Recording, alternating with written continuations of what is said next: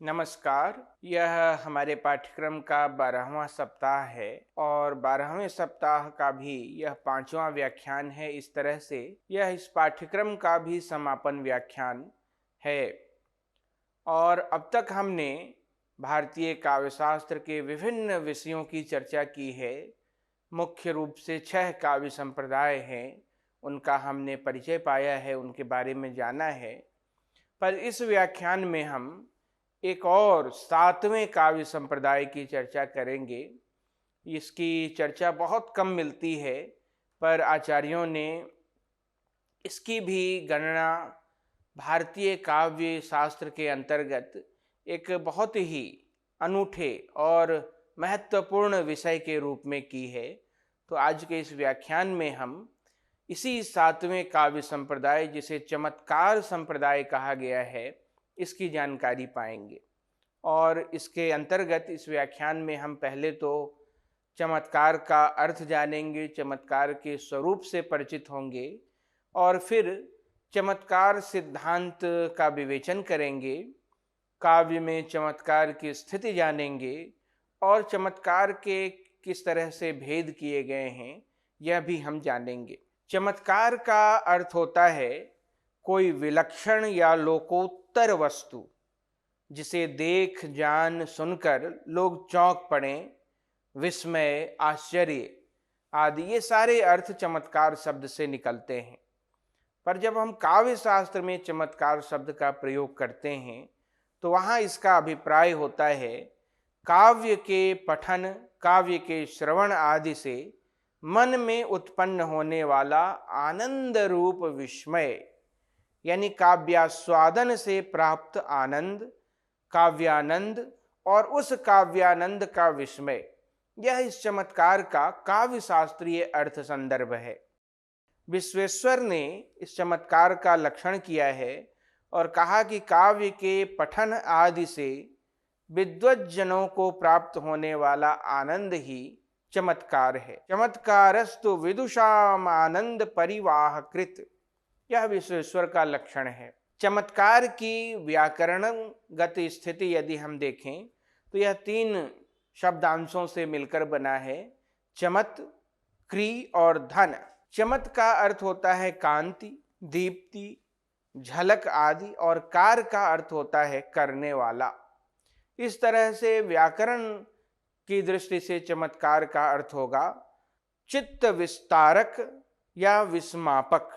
चित्त विस्तार को भी थोड़ा समझ लेते हैं। लोकातीत या लोक सामान्य भाव भूमि, जहाँ स्वार्थ की संकुचित सीमा मनुष्य को नहीं बांधती और जहाँ वह स्वसत्ता को विस्मृत कर लोक की सामान्य भावधारा का अनुभूति प्रत्यक्ष करता है, तब हम कहते हैं कि वह चित्त विस्तृत हो गया है। आधुनिक भाषा में उसे ही अंतःकरण के आयतन का विस्तार कहा गया है, जिसे रामचंद्र शुक्ल बारंबार स्वार्थ के संकुचित मंडल से ऊपर उठना कहते हैं। वही चित्त का विस्तार है।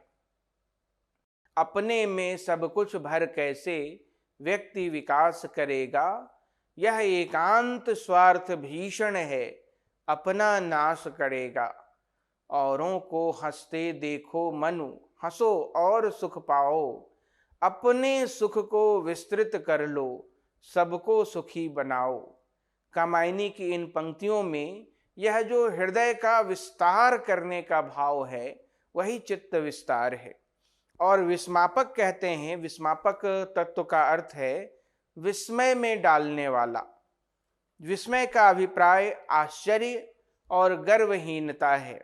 इस तरह से चित्त विस्तार से हृदय की आह्लादकता और विस्मय से अहंता शून्य आश्चर्य मिश्रितता का भाव लेकर चमत्कार का अर्थ किया गया है अहंता शून्य एवं विस्मापक चित्त विस्तृति का जनक। ध्वनिवादियों को भी काव्य में चमत्कार का महत्व स्वीकार्य रहा है, मान्य रहा है। वक्रोक्त सिद्धांत के व्यवस्थापक आचार्य कुंतक और औचित्य सिद्धांत के प्रतिष्ठापक आचार्य क्षेमेंद्र भी इस दृष्टि से ध्वनिवादियों के ही निकट पड़ते हैं। कवि कंठाभरण में क्षेमेंद्र ने स्वीकार किया है कि चमत्कार रहित काव्य कवित्व रहित होता है। इसका अभिप्राय यह हुआ कि कवित्व का मूल चमत्कार में है और चमत्कार का मूल चित्त के विस्तार और विस्मय में है। इसीलिए चित्त विस्तारक और विस्मापक ये दो तत्व बतलाए गए हैं चमत्कार के। क्षेमेंद्र चमत्कार को रस के समकक्ष मानते तो हैं, पर यह भी मानते हैं कि काव्य में चमत्कार का चारु चरवण औचित्य से ही होता है। क्योंकि वो औचित्य सिद्धांत के प्रस्तावक हैं, तो चमत्कार को मूल मानते हुए भी कहते हैं कि काव्य का चारु चरवण वस्तुतः औचित्य से होता है। कहा कि औचित्यस्य चमत्कार कारिणश्चारु चरवणे। काव्य विवेचकों में अग्निपुराणकार ने ही संभवतः स्वतंत्र रूप से चमत्कार को महत्व दिया है और उन्होंने रस निरूपण के क्रम में चमत्कार और रस को समानार्थी बताया है। चमत्कार को स्पष्ट करने का पहला सफल प्रयास 13वीं सदी में पंडित नारायण, जो साहित्य दर्पणकार आचार्य विश्वनाथ के या तो पितामह कहे जाते हैं या प्रपितामह कहे जाते हैं, उनके पूर्वज थे, उनका नाम था नारायण। 13वीं सदी में उन्होंने चमत्कार को स्पष्ट करने की कोशिश की है और यह बात साहित्य दर्पण में विश्वनाथ ने इसका उल्लेख किया है। कहा है विश्वनाथ ने, तस्मात् अद्भुत मेवाह कृति नारायणो रसम। उनके अनुसार चमत्कार रस का सार है और अद्भुत रस चमत्कार का मूल होने के कारण सर्वत्र अवस्थित रहता है। रसे सारश्चमत्कारः सर्वत्राप्य अनुभूयते, तच्चमत्कार सारत्वे सर्वत्राप्य अद्भुतो रसः। नारायण के अनुसार प्रत्येक रस में विस्मय भाव प्रधान होता है। विस्मय भाव रसानुभूति में चमत्कारोत्पादक होता है। चमत्कार या चित्त विस्तार होने पर ही काव्यानुभूति या रसानुभूति होती है।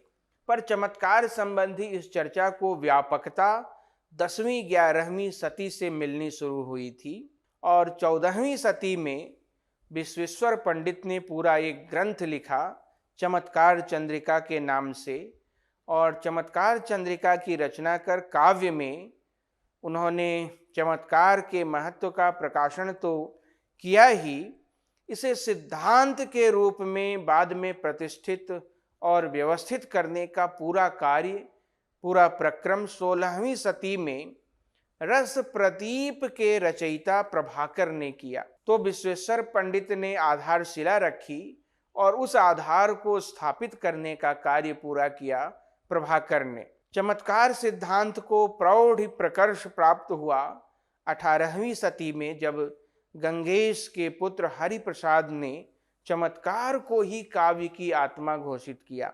कहा उन्होंने, विशिष्ट शब्द रूपस्य काव्यस्यात्मा चमत्कृतिः उत्पत्ति भूमि प्रतिभा मना गोत्र पपादितन।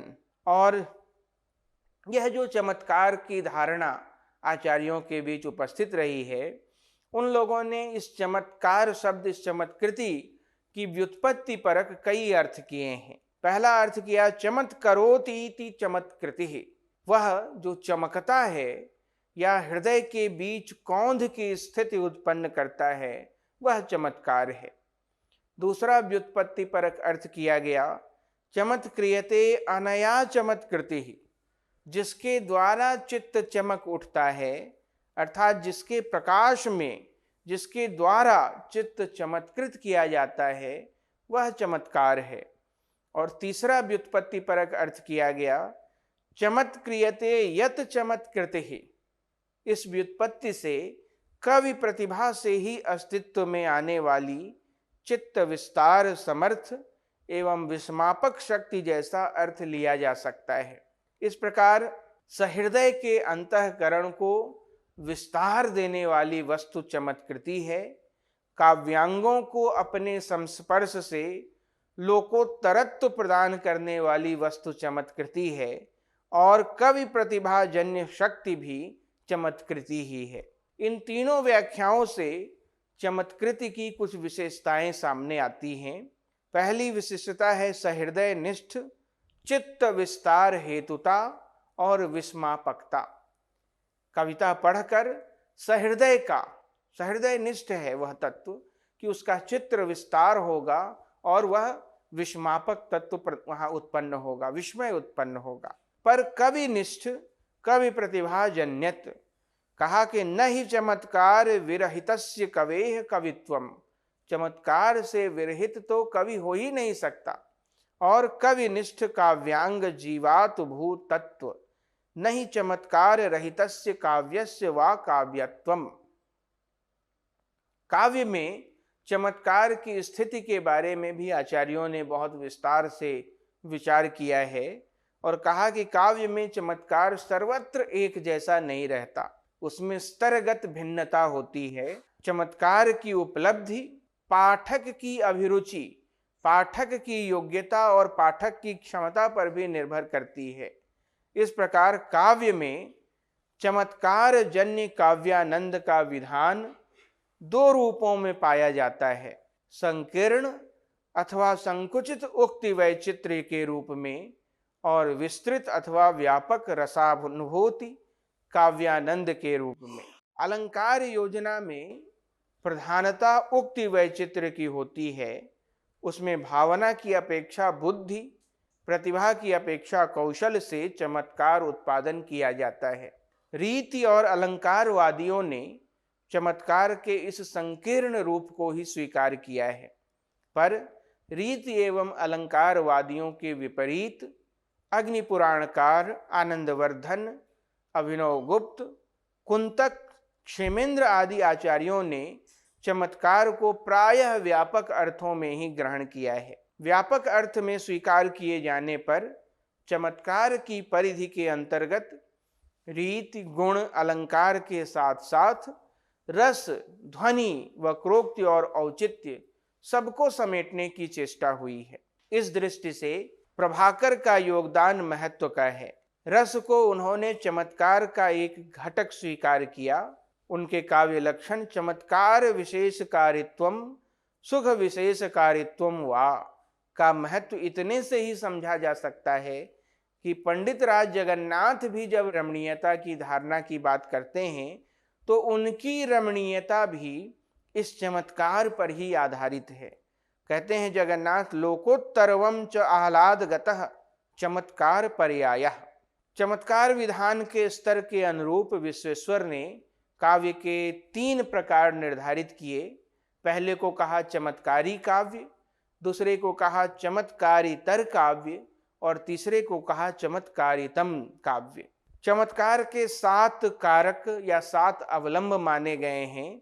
सप्तौनि चमत्कार कारणम ब्रवते बुधोः, गुण, रीति, रस, वृत्ति, पाक, सय्या और अलंकार। इनमें से पाक का अर्थ बताया गया परिपक्वता।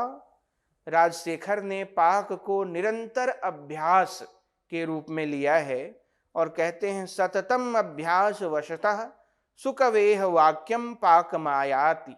सय्या का केवल शब्द किया गया है, इसके अर्थ की चेष्टा नहीं मिलती है आचार्यों द्वारा, इसका केवल नामोल्लेख हुआ है। शेष यानी गुण, रीति, वृत्ति, रस और अलंकार ये स्वयं स्पष्ट हैं। इनकी चर्चा हमने विभिन्न सप्ताह के अपने अध्यायों में की है। चमत्कार के कुछ भेद बताए गए हैं। क्षेमेंद्र ने काव्य में चमत्कृति की अनिवार्यता की बात करते हुए उसके प्रकारों को भी विस्तार दिया है। कवि कंठाभरण के अनुसार 10 प्रकार के चमत्कार हैं। अविचारित, जहाँ काव्यास्वादन के लिए विचार करने की आवश्यकता नहीं पड़ती, रसास्वादन सहज हो जाता है, वह अविचारित चमत्कार है। विचार्य माना इसके विपरीत, जहाँ आस्वादन में विचार करने की आवश्यकता पड़ती है, तो वह विचार्य माना चमत्कार है। समस्त सूक्ति व्यापी चमत्कार, जहाँ संपूर्ण कविता या संपूर्ण स्तवक, संपूर्ण उक्ति में ही चमत्कार हो, तो वह समस्त सूक्ति व्यापी चमत्कार है। पर जहाँ चमत्कार उक्ति के किसी एक विशेष अंश में होता है, वह सुक्तैक देश चमत्कार कहा गया है। जहाँ चमत्कार योजना शब्दों के विशिष्ट प्रयोग पर आधारित होती है, वह शब्दगत चमत्कार है। जहाँ चमत्कार उक्ति विशेष के अर्थ विशेष पर या अर्थ विशेष की रमणीयता पर आधारित होती है, वहाँ उसे अर्थ चमत्कार कहा जाता है। पर एक ऐसी भी स्थिति होती है जहाँ शब्द और अर्थ दोनों पर चमत्कार आश्रित होते हैं, तो उस चमत्कार को शब्दार्थगत चमत्कार कहा गया है। जहाँ चमत्कार केवल अलंकार प्रयोग में निहित होता है, वे अलंकारगत चमत्कार हैं। और जहाँ कथन विशेष में चमत्कार रस व्यंजना पर आधारित होती है, वह रसगत चमत्कार है।